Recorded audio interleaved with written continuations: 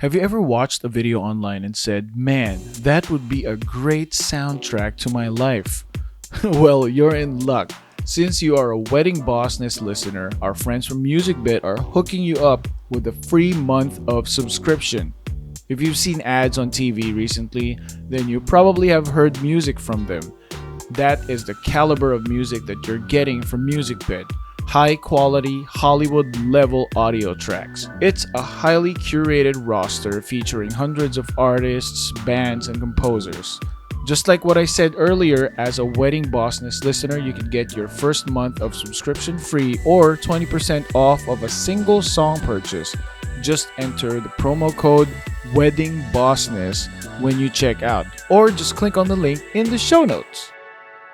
The three fundamental marketing secrets to stop wasting money. Tim is going to show us three fundamental ways to stop wasting marketing money so we can grow our business, which is, super important in the current business environment. He's going to talk about how to generate higher quality leads so we can increase conversions, how to increase profits and customers while saving time and money with this simple framework, and how to know exactly where to focus our marketing today to get the best return on our investment. Tim is an entrepreneur business owner with expertise in marketing and business growth. He has 20 plus years of entrepreneurial service he has 20 plus years of entrepreneurial experience with a passion for developing and growing businesses. That passion served him well in operating and managing a wholesale distribution company, which he co owned for 9 years. His company grew an average of 60% a year before being acquired in 2005. That's the dream. Since then, he had failures and successes that have been valuable learning experiences. Since then, he's had failures and successes that have been valuable learning experiences. He started Rialto Marketing in 2013 and has been helping small business owners and entrepreneurs eliminate the confusion of marketing using an amazingly simple plan so they can grow. Most people overcomplicate marketing. It doesn't have to be that way, and Tim is here exactly to show us what to do. The interview with Tim is coming right up. You are listening to the Wedding Bossness podcast.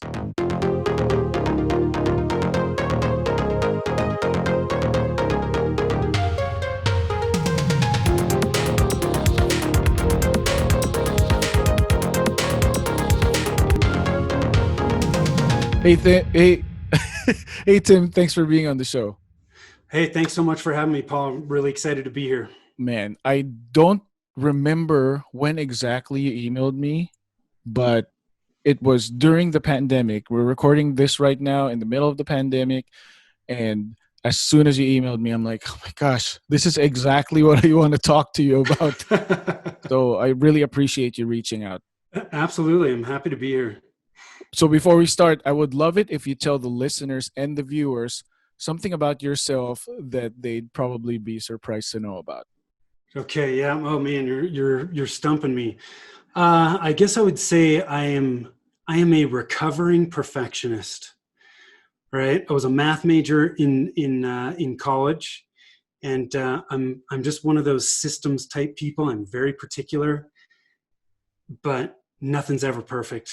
Right. So I've managed to get to the point where I just done is better than perfect, and I perfect more as I go. But that still doesn't mean that I don't want to put out the best possible thing I can. I think that's the one thing that I never got from all the books I've read and from talking to all of the business people is the perfectionism is the one thing I've always wanted to have because I guess I started this journey with reading a book or I was talking to my wife or something and she said if it's 80% done it's done. So Yep. I'm like, why did you tell me that? But yeah, I know it's really really hard, especially at least I guess from my point of view also as a wedding videographer. Being trying to be creative and you're on a roll and you kind of like finish the piece, but then you rewatch it and it doesn't seem like it's what I wanted. So now I guess I shifted that mentality to, instead of it being about me, what works for the client. Like I Yep. always do customer service first. And I guess that's how I got over the perfectionism really quick. Yep. Yeah, you have to. Well, and sometimes you're you're looking at it with your video eye. You see things totally different, right? You may look at it and go, "Oh my God, that doesn't look right." I don't. And the client watches it and they're like, "Oh my God, it's perfect." Yep. Right? So it's yeah. You So I'm become, getting over my perfectionism. that's awesome. That's good. Good for you.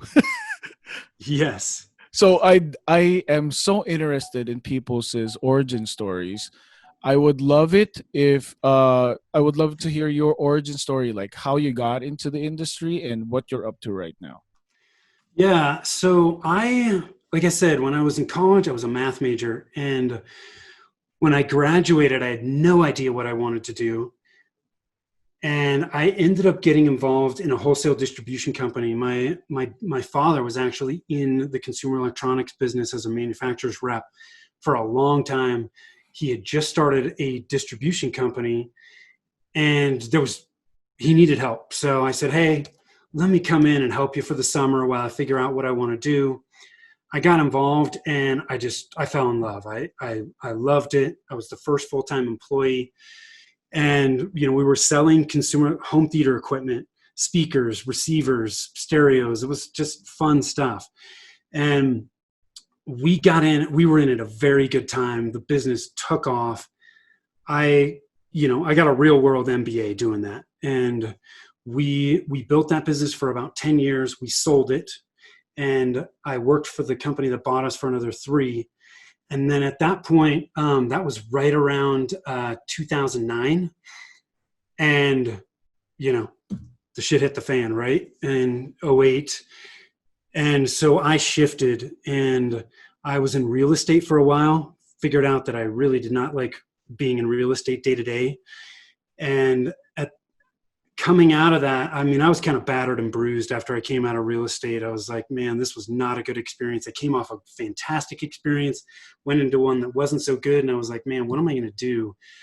And I started thinking back about what I really loved about being in the distribution business, and said, look, we were working with contractors. We were helping them grow their business. I know what it's like to run a business. I know how to market a business. I'm going to get involved in marketing. And that's when I started Rialto Marketing. And that was 2013. We've had a few pivots in between. But now we're focused on helping small businesses, entrepreneurs grow through marketing, which is critical. You can have the best product or service in the world, but if you don't have marketing bringing customers in, none of it matters. And I guess the beauty of all of the market crashing and everything happening was when you pivoted, you were doing the pivot during the recession.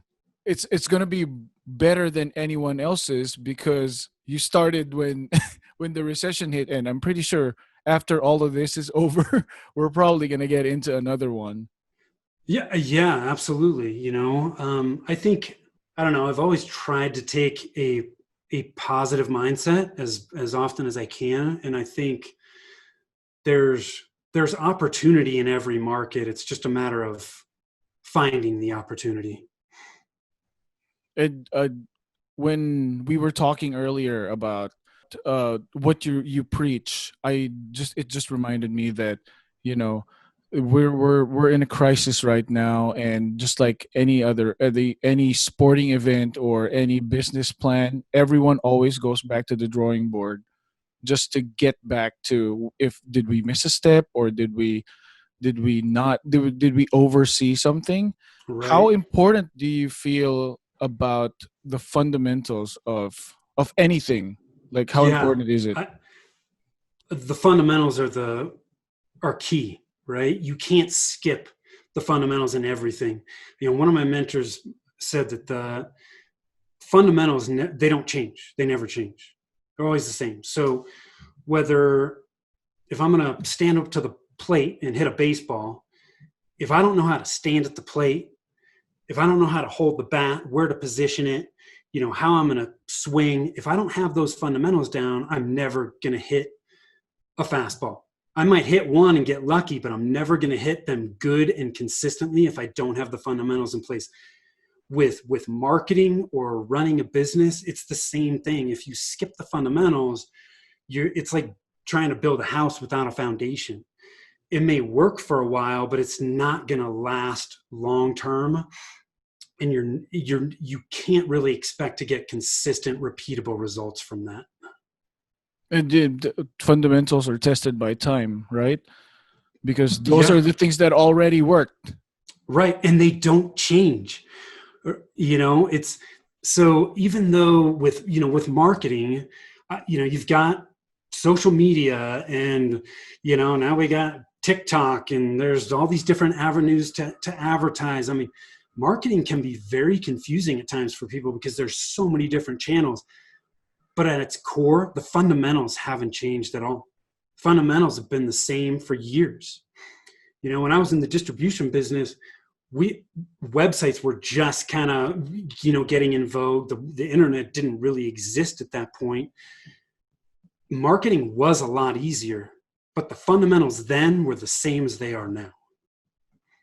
I guess that's why I enjoy reading old books, like the Dale Carnegie books or Robert Kiyosaki books. Robert Kiyosaki isn't as old as Dale Carnegie's books, Yeah, but always going back to, that's why I love going to thrift stores and getting all these books for 10 cents, because there is something in there that still hasn't changed, and that's what I love about it.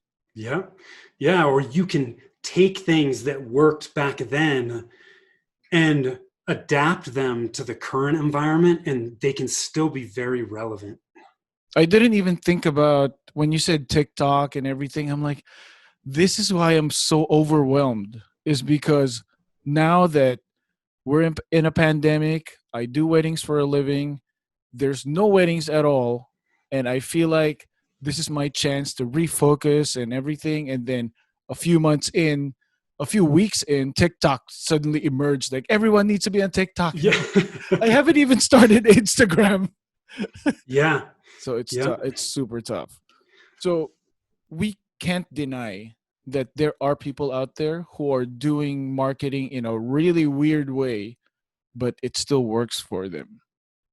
How do you feel about what process they took to get there? Because there's always a saying that it takes 10 years to become an overnight success, and some of these are kids, like, they just became like super famous after a while. How do you feel about that kind of process? Well, I think in some cases, those people, like, what? Kylie Jenner is a perfect example. Okay. I mean, reality star, she on market, right? She has 120 million followers on Instagram. That It's is nuts. her marketing, is posting consistently, putting that stuff out there. Hey, I've got a new lip gloss coming out in 2 weeks. And that's it, right? But most of us are not that fortunate to have that many followers and to be able to take advantage of a channel like that. But the problem with a business like that, and look, we don't know what the likelihood of that is. Shit, we're in a pandemic. So, I mean, none of us thought, we're thinking about that. But what happens to her business if her Instagram gets shut down? If all her social media got shut down, what would she do? Right? If we become too reliant on the medium and not the fundamentals behind it, it becomes really hard for businesses to shift.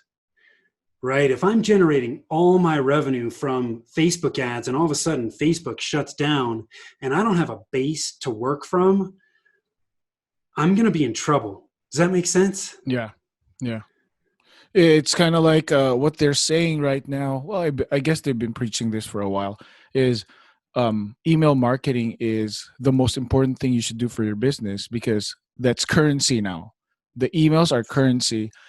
Just kind of like for Instagram. Like, if Instagram closes, that's it. You don't have any.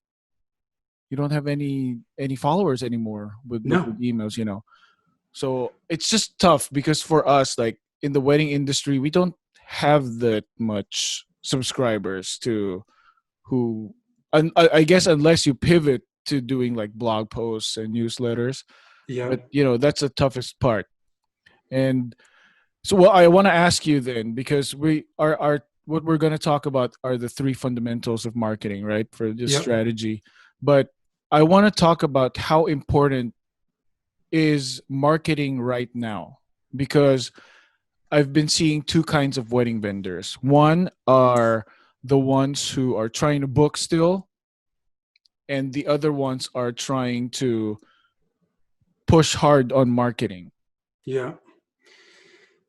I think no matter what your business is, marketing is really important right now, because if you just stop marketing, how are you going to bring in business? Right? Marketing, to me, the job of marketing is to get people who have a need or a problem you can solve to know, like, and trust you. So your marketing is warming people up to the point where you can then have a sales conversation with them. And if you stop doing that, your business is done, right? So in cases like this where we have a, it's not just a downturn, it's a pandemic, right? There is a pandemic going on that is causing a downturn in our economy. But most people will, their first instinct with marketing in a downturn is to stop, is to pull back. And guess what? All of your competitors are pulling back too. But if you can find a way to continue to invest in marketing, your business will grow that much more on the backside of this as we start to recover. When are we going to recover? None of us knows, right? And especially, you and I were talking before the show about, the wedding industry. I mean, you guys are in an industry that has been hit really, really hard with this, because it's just not, people aren't getting married, right? A lot of people are putting it off. And in that case, what can you do? I don't think you have much of a choice other than to pivot. Everybody that serves the wedding industry has a valuable skill. And I think digging deep and saying, hey, I've got this skill. What other markets can utilize my skills right now? How can I do business? Because if all of your clients are putting their weddings off till next year, most people don't have the funds to be able to go, hey, okay, I'll just take the next year off and then I'll start doing business when we work through this. Because we don't even know when that's going to be. So finding ways to take the skills that you have and shifting, whether it's a permanent or a temporary shift, I don't think it matters. You kind of need to take stock of what's going on and figure out what's going to make the most sense. But you got to find ways to generate revenue with the skills that you currently have. So I remember talking to you about this earlier, but I did a research about marketing during a crisis, and the number one thing that I found out was never take advantage of the crisis. Never, just like what I was telling you about this Yeah. wedding, but but just never take advantage of the crisis. But you have to concentrate on social responsibility and social consciousness, which is one of my friends. She owns a wedding photography business, and what she did was she pivoted to um, wedding face masks. So she Yeah. designed face masks for brides and grooms and bridal parties, and she took photos of it. And now she's so busy that she's heard the demand for the masks are out of this world. Like, people have been ordering, and all because she decided to just pivot instead of force the issue. Yeah. So my question is, how would you know when to pivot during a time like this? But before you even think about what your answer is, I'd love to quickly thank our friends from HoneyBook. HoneyBook is a CRM, which stands for Customer Relationship Management System, and that software helps us manage and organize our customers' data. Clients always comment on how fast we respond to their inquiries. Since HoneyBook is one of the only small business CRMs that has an app, we get an alert every time someone fills out our contact form, and then we are able to send them a brochure right away. It all boils down to the customer experience. The more you make it easy for them, the more comfortable they will be in handing you their money. By eliminating that part of your business, you get to have your life back. And your clients will get the experience that they deserve. Win-win. So if you use my referral link, you'll get 50% off on your first year. That's not all. I really want you to succeed, so once you become a member through us, you'll be getting a 30-minute phone call to answer your questions about anything, your business or HoneyBook. Just click on the links in the show notes. I'm so sorry. What was your answer to my question? I think that's going to vary depending on every business's situation.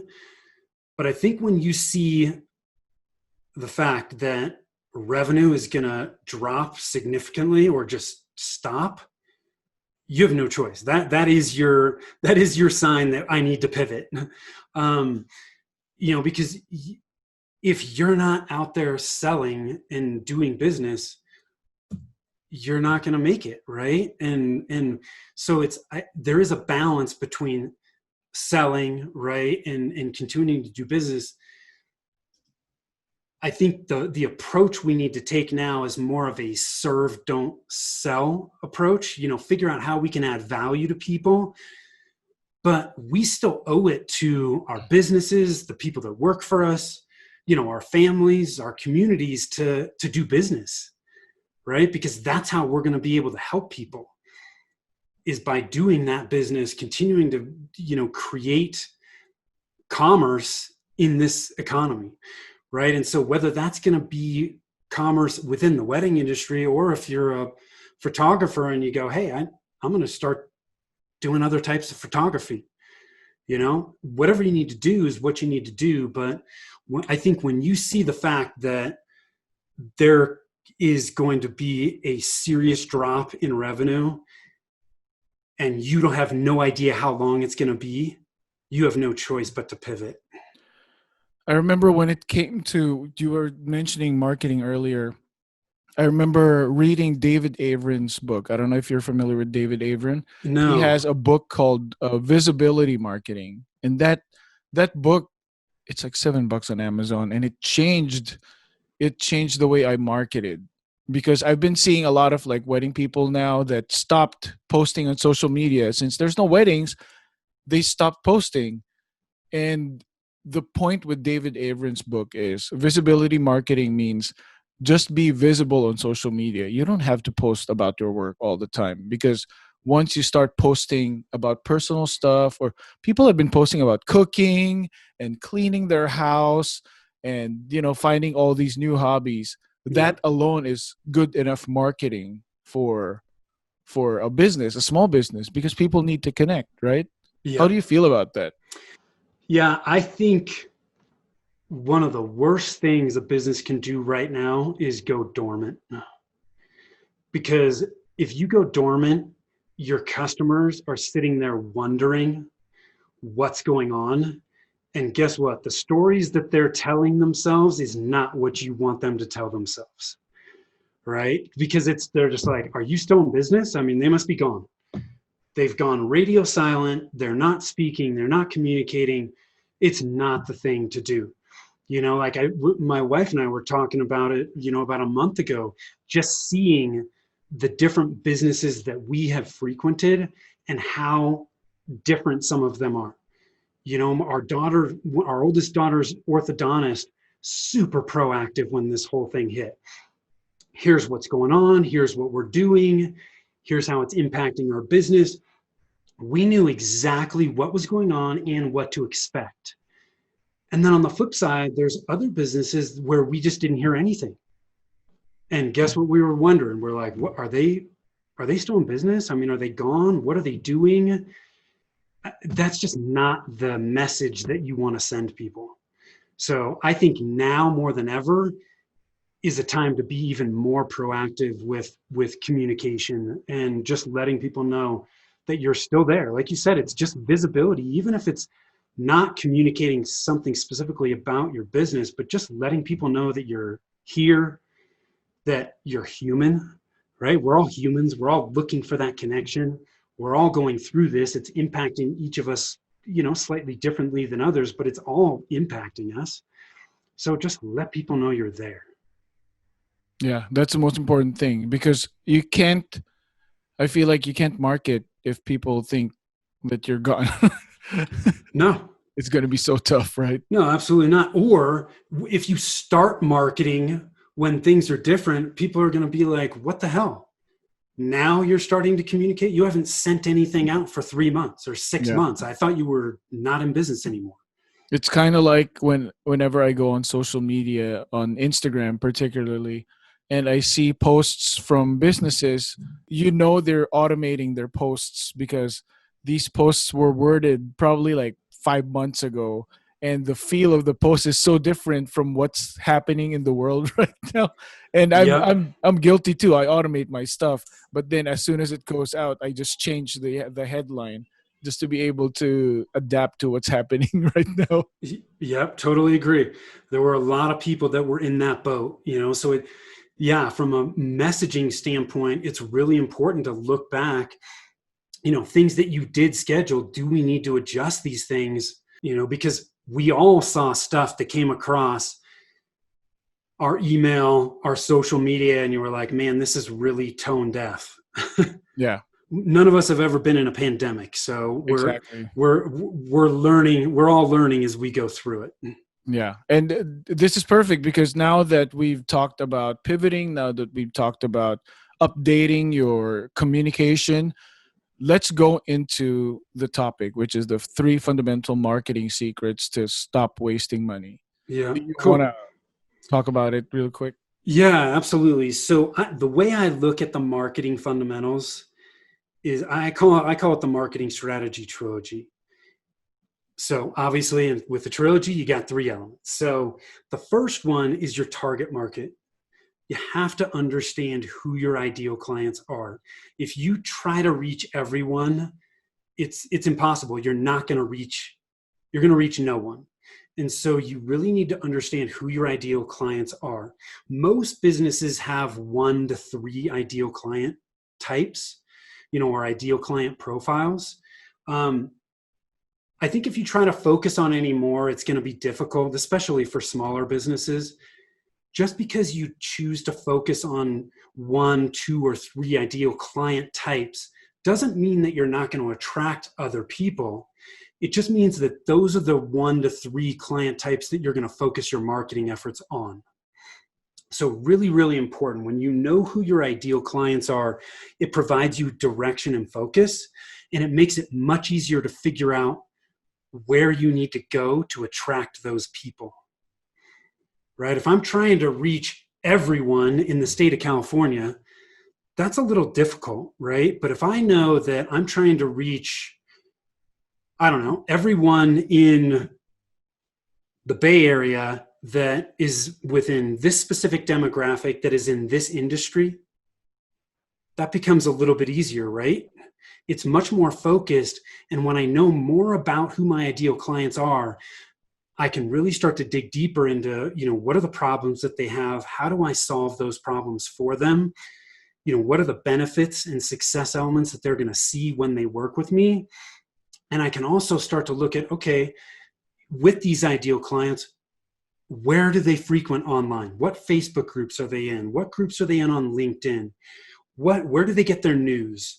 What forums are they in? Because all of that information helps me understand where I need to go to get in front of these people. Right? I have a question about that Yeah. because I've always been trying to figure out where my ideal market is because I have this image, I have this avatar already. But when you say like, if they're in the Facebook groups or wherever they are, how is there a method that you do to find the target market? I think for people that have an existing business, the best place to start is actually with your past customers. With your past customers, you want to look at your most profitable past customers, I think, that also referred you, right? Because they're profitable and they send you business. And if you need to, talking to those people, interviewing those people to get more information, to dig a little bit deeper, if you do that and take the time to interview past clients, the information you can glean from that can be invaluable. But I think you'll find that they start to fall into different camps, where you may start to identify different demographics, but you also may start to identify psychographics, right? How they were feeling, right? Especially, I can imagine in the wedding industry, people always joke about, bridezilla, right? How can I find ideal clients that are not bridezilla? Well, right, those types of people, I think, they felt a certain way.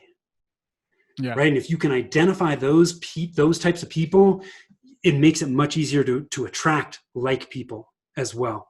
Does that make sense? Yeah. I was just going to say, I think I've proven my theory about bridezillas and groomzillas is I have Yeah. this. You know what? That was not right of me. I said bridezilla. I should have also brought the males into the picture as We well. have That to was be equal. totally not PC.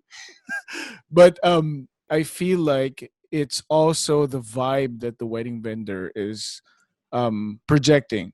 So Yeah. whenever I'm sorry, but it's just like what I've been noticing. I've been doing this for 16 years, so I'm pretty sure I know.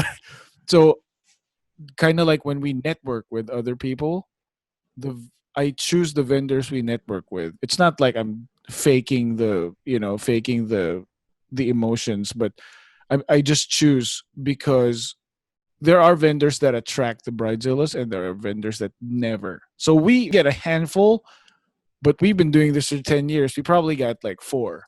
Yeah. That's a pretty good batting average. No, that's not bad at all. Right. But yeah, Yeah. you're right. It's the vibe and the personality. Yeah. So, with your target market, once you understand who you're trying to reach, then you can start to look at, we call it the customer journey. And the customer journey is that experience that, a bride or groom has from the minute they start thinking about their wedding and planning their wedding, all the way through making purchase decisions and then referral business after the fact, right? And what we need to understand, the way we look at the customer journey is an hourglass, and there's 7 steps there. So we're all familiar with the hourglass, the sand at the top, and it works its way down. The 7 phases of the customer journey are know, like, trust, try, buy, repeat, and refer. Now, in the wedding industry, hopefully they're not doing the repeat part of that phase, right? But certainly the referral side of it. And what we need to understand is, what are your clients' needs, expectations? What actions are they taking at each phase of that customer journey? Because when you can understand that, then as a business, you can start to identify, hey, what content do I need to create? What systems or processes do I need to have in my business to meet the expectations and actions that they're taking at each phase? Because if you can do that, you can help people move down the hourglass to the point where they decide to buy from you, right? So that is your target market. You got to know the target market. The next part of the trilogy is your messaging. You have to have clear and engaging messaging. If you don't, right, most people get cute and clever with their messaging, and inevitably it flops because you make people think. When you make people think about what the hell you mean, you lose them. We have, the last time I found this statistic, and I can't even remember where I found it, but the average attention span of a human at this point is 8 seconds, which is less than a goldfish. So, if people land on your website and they read it and it doesn't resonate with them, or they have to think about, what the hell it means or what you do, they're gone, right? So having clear messaging that you can communicate consistently over time is super, super important. The way we recommend people create their messaging is using a storytelling framework. I wish I created this. I did not. We follow a framework from a company called StoryBrand, where you're Donald Miller. inviting your customer into a story where they are the hero or the main character, and your business is the guide. So they want to, capture every moment of their wedding. You are the videographer that is going to help guide them through that process. You have been there, done that with a gazillion different people. You know exactly what needs to happen. And it's like, hey, Mr. and Mrs. Bride and Groom, I know exactly what you want to capture, and I'm going to help guide you through this process so that you've got a wedding video and video footage that you can cherish for the rest of your marriage, right? But we're creating that messaging based on that framework, and it makes sense when you describe it to people. And I'll give your listeners some resources that they can take advantage of at the end to dig a little bit deeper into this stuff. But when you use a storytelling framework, it just makes sense to a lot of people, and you can invite people into a story. And we all love stories. So target market, your messaging, and the last part of it is you got to have a plan. If you fail to plan, you're planning to fail. So a plan helps you understand when and what you need to execute on. And what you choose to put in that plan is really going to depend on, the resources, the people that you have, the time you have, and the money that you have to invest.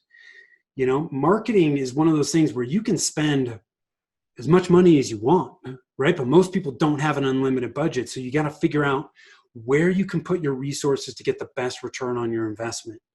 And, what we're recommending to people now, I always come back to keeping things simple. Putting together a 20-page marketing plan that's an in-depth look at your entire market and this and that, it's a waste of time. And it's a waste of money because most people never use all that stuff. It's so complicated that they just throw up their hands. I like to do marketing plans in a 90-day sprint. Keep it simple. You need to understand your target market. You need to have a marketing goal. What's the overall goal of my marketing? You want to keep it measurable, but I don't think you want to get too caught up in the goal itself. The goal is just there to help you determine how successful your plan has been. Then you need to look at your marketing budget. What are the resources, time, and the dollars that I have to invest? Next thing you need to look at is what's your current marketing plan? And we tend to look at these different channels. Do you have strategy in place, the fundamentals that we're talking about right now? What are you doing with your website? What are you doing with content? What are you doing with SEO, social media, email marketing, paid advertising, and then offline marketing? Offline marketing might be, I've got referral partners or strategic partnerships. I speak, or I've got networking, or I'm doing direct mail. But all you want to do is look at what's in your current marketing plan. You may not have an official marketing plan in place at this point. You just want to identify, hey, what am I doing in these channels? Then you can look at what am I going to do for the next 90 days in each of those channels to add to my marketing plan. How much you decide to bite off is really going to depend on your resources and how much time you have. You might just choose to say, hey, you know what? Over the next 90 days, I need to dial in my messaging, and I need to transfer that messaging onto my website. That's what I'm going to focus on. That's the only thing I have time for in the next 90 days. Not a problem. At least at that point, you know that that's exactly what you need to do over the next 90 days, so that tomorrow, when you see the latest marketing tactic come across Facebook and some dude saying, hey, you need to do this to grow your business, you go, no, because I am focusing on my messaging and my website for the next 90 days. It keeps you focused. And then you can look at the metrics. What are the metrics that I'm going to track in the channels I'm going to work on to determine whether what I've done over the past 90 days has been effective, right? So it's just it's 6 steps. And then at the end of those 90 days, you can look at it and go, okay, what worked? what didn't, put in a new plan, and just wash, rinse, and repeat. I just think it's so much easier. It's not overly complicated. And if you do it, you're making progress every 90 days, right? And that's all we can ask is forward progress. Let's not overcomplicate it. Keep it simple and just wash, rinse, and repeat. Don't overcomplicate things. Most people overcomplicate marketing, and it doesn't have to be that way. So that's the marketing strategy trilogy. Have you heard enough? Actually, I actually want to hear more, but Yeah. but the thing is, I've never thought about a marketing strategy as like a 90-day plan, because I've always thought marketing has to be uh, kind of like evergreen. Like you have to plant the seeds now and then you're going to reap them, But Yeah. it actually makes sense. It's smart goals, right? Mm-hmm. You turn them into smart goals so that you could easily achieve all of this, right? Yeah, and it doesn't, just because it's a 90-day plan doesn't mean that you're going to stop doing things. You may just be adding new tactics or new channels to your marketing. Once your website is dialed in and set up, okay, well, great. You're just going to continue to maintain that, but what else can you do to continually build upon that? Because if you can continually build upon the marketing efforts that you're doing, your marketing is an investment. It's not an expense. So it's one of those things that you have to continually do over and over and over again. And if you do that and you're monitoring things and hey, this is working, this isn't, and you make modifications as you go, it's those little changes over time that make an incremental difference in its effectiveness. I like that you put it in words like it's kind of like slowly but surely, but in a 90-day span, that's, if you're thinking about it, that's like a short amount of time. So you're doing it really slow and steady, but at Mm-hmm. the same time you're hitting all these goals. Like this week you're done, and then you kind of Yep. like hitting all the Well, marks. think about it this way, Paul. I mean, even if let's say you have a 90-day plan and you're only adding one tactic or channel to your marketing every 90 days. At the end of a year, you've added 4 things to your marketing. I mean, that's a hell of a lot better than a lot of businesses. So, don't discount the fact and just say, oh, well, I only have the time or the money to do this one thing. Hey, that one thing is an improvement from where you were before. And if you're making improvements, those are the little steps. It's about taking one step forward and then another step and another step and another step. So I'm always of the opinion that any movement in a positive and forward direction is a good thing. As long as you know the fundamentals. Yeah. Yeah. You don't want to skip the fundamentals, right? They are super, super important because you're never going to do anything consistently well if you skip the fundamentals. Yeah, so true. Like I remember when I saw your email, and you wanted to talk about the fundamentals. I always go back to, I don't know if you watch the NBA, but I always go back to Tim Duncan of the San Antonio Spurs. He is Mr. Fundamentals, but he has the most championships in a short span of time, and he has won the MVP and all of these awards, and Yeah. he's never been flair, never been anything, but he's always consistent and always fundamental. So I that's my idea of what fundamentals are like. Like it keeps you consistent, it keeps you solid. Yeah. Absolutely. It absolutely does. And one of my mentors always said, you don't need to do extraordinary things to be successful. You just need to do ordinary things extraordinarily well. And that's exactly what the fundamentals are. Most people skip them, but if you do the ordinary, the basic, the fundamental things really well, you can be very, very successful. Things don't have to be complicated. Frankly, it's so much easier to overcomplicate things nowadays with all the technology that we have. It's much harder to make things simple, but when you can boil things down to their simplest form, it's so much easier and it can be so much more effective. For sure. Man, I was just going to ask you, like, before we end the interview, if there's one takeaway that you'd want people to get from this interview, what is it? But I kind of like, I guess that was it. But do you have just one last takeaway from this interview? I think that really is it in a nutshell. Our whole approach to marketing is about the fundamentals, getting the fundamentals in place, and then you can start to jump into the tactics. But don't skip the fundamentals. That really is the takeaway. Most people, when they look at their marketing and they're wondering why it's not working, inevitably, it always comes back to a fundamental problem. They've skipped something in the fundamentals that is creating problems for all of their marketing. So don't skip them. Perfect. Well said. So I thank you so much. I would love it if you tell the viewers and the listeners where to reach you, and if they have any questions, how to reach you. Yeah, absolutely. So the best place to go is our website, which is rialtomarketing.com. That's RIALTO marketing.com. I also put together a page specifically for your listeners. That's rialtomarketing.com/wedding-bossness. I'll give you that so you can give it to them in the show notes. But on that page, got some free resources about the fundamentals that we talked about that I think people will find super, super helpful.